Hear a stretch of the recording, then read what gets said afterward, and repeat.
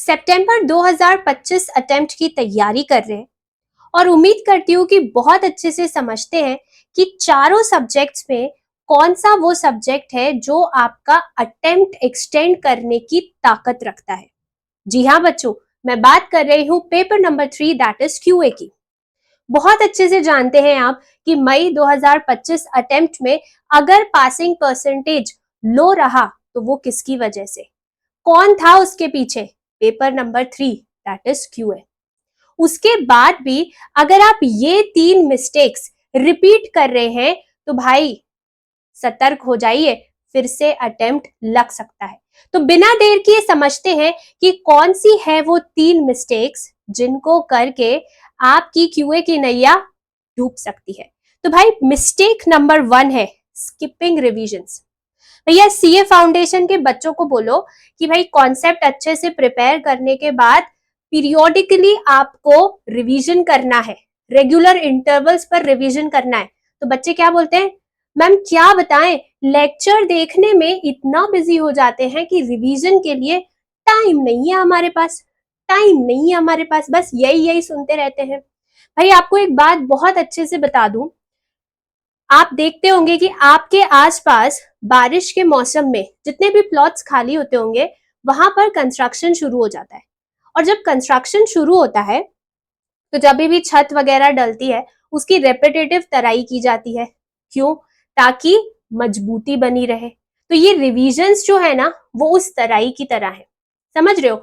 आपने अगर एक बार कॉन्सेप्ट कर लिया, कॉन्सेप्ट करने के बाद क्वेश्चंस लगा लिए, तो रेगुलर इंटरवल्स पर आपको उनको रिवाइज करना जरूरी है, तब जाके वो आपका चैप्टर मजबूत होगा। अब सवाल ये उठता है कि मैम रिवीजन करें तो करें कैसे? बहुत सारे बच्चे रिविजन्स का मतलब क्या समझते हैं कि पूरा पूरा चैप्टर, पूरे पूरे क्वेश्चंस हमें रिपीट करने हैं, और ये सोच के उनको लगता है कि बहुत सारा टाइम लगेगा, और ये सोच के माइंड को लगता है कि यार फिर से वही काम, फिर से वही क्वेश्चन, बोरियत हो जाएगी, इसके चक्कर में आप रिवीजन स्किप कर लेते हैं। तो भाई मैं आपको बता दूं कि रिवीजन का मतलब ये नहीं है कि आपको पूरा पूरा चैप्टर, पूरे पूरे क्वेश्चंस फिर से रिपीट करने, नहीं। जब आपने चैप्टर पढ़ा उस दौरान आपको उसके चैप्टर के रिलेटेड कॉन्सेप्ट्स एक बार क्विकली देख लेने रिवीजन में, और क्वेश्चंस कौन से सॉल्व करने जब आपने पहली बार चैप्टर पढ़ा था उस समय जिन क्वेश्चंस पर आप अटके, कुछ ऐसे क्वेश्चंस थे जो बहुत डिफरेंट थे, जो एग्जाम में रिपीटेटिवली पूछे गए हैं, आपको सिर्फ उन क्वेश्चंस को रिवाइज करना है, ओवरव्यू लेना है। समझे? तो इसलिए रिवीजन बहुत बहुत जरूरी है। समझ रहे हो? तो ये पहली मिस्टेक जो आप रिवीजन स्किप करते हैं ना, ये क्यूए में आपकी नैया डुबा सकती है। दूसरी मिस्टेक जो बच्चे करते हैं वो है ignoring ICI module, MTP and PYQs. अभी क्या हो रहा है कि इतना सारा इंटरनेट पर कंटेंट अवेलेबल है, एमसीक्यू पेपर है, तो भाई जहां से जो एमसीक्यू बच्चे को मिलते हैं उन चैप्टर से रिलेटेड सब बटोर के लगाने लग जाते हैं। भाई थोड़ा सा अपने पेपर का लेवल भी देखना है ना?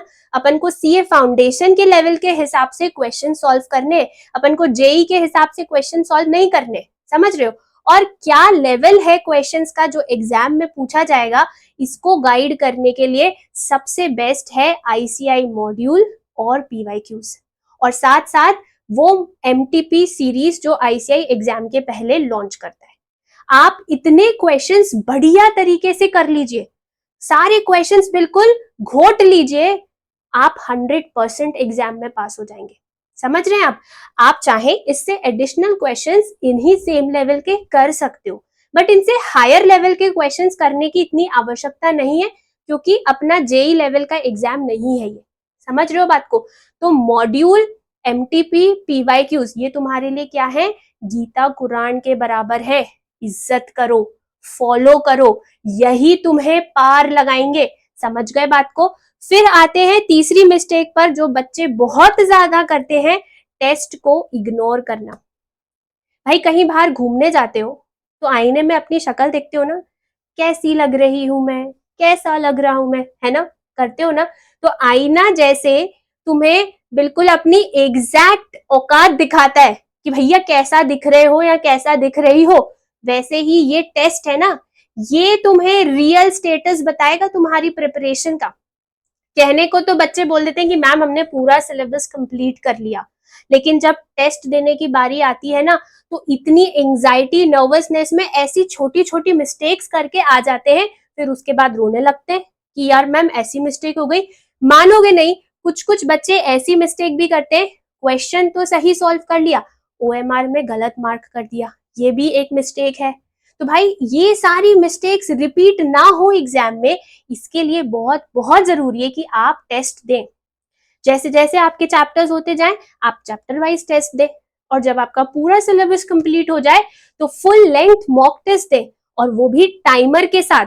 और मैं तो कहूंगी ओएमआर शीट में दें, बहुत जरूरी है। ऐसा नहीं होना चाहिए कि एग्जाम के समय ओएमआर शीट आपके सामने पहली बार परोसी गई और उसको भरने में ही, उसके साथ कंफर्टेबल होने में ही आपको समय लग गया और उसमें आपका टाइम वेस्ट हो गया, आप क्वेश्चंस अटेम्प्ट ही नहीं कर पाए, या आपको मार्क करने में कुछ गड़बड़ कर दिया आपने। समझ रहे हो बात को? तो इसके लिए टेस्ट को बिल्कुल इग्नोर मत करो। जो नर्वसनेस, जो एंजाइटी आती है, वो सब इन टेस्ट को देके यहीं खत्म कर लो, ताकि बिल्कुल चिल करके एग्जाम देने जाओ। समझे बात भाई? कि ये 3 मिस्टेक अगर तुमने रिपीट करी ना एग्जाम में, तो मैं बता रही हूं, ये जो क्यूए है ना, ये इसकी पावर को अंडर एस्टिमेट मत करो। ये शक्ति रखता है आपके एग्रीगेट स्कोर को बढ़ाने की, साथ साथ ताकत रखता है आपको गिराने की। अब ऑप्शन आपके पास है, क्या करना है। मिलते हैं एक और अमेजिंग वीडियो में। Till then guys, take care of yourself.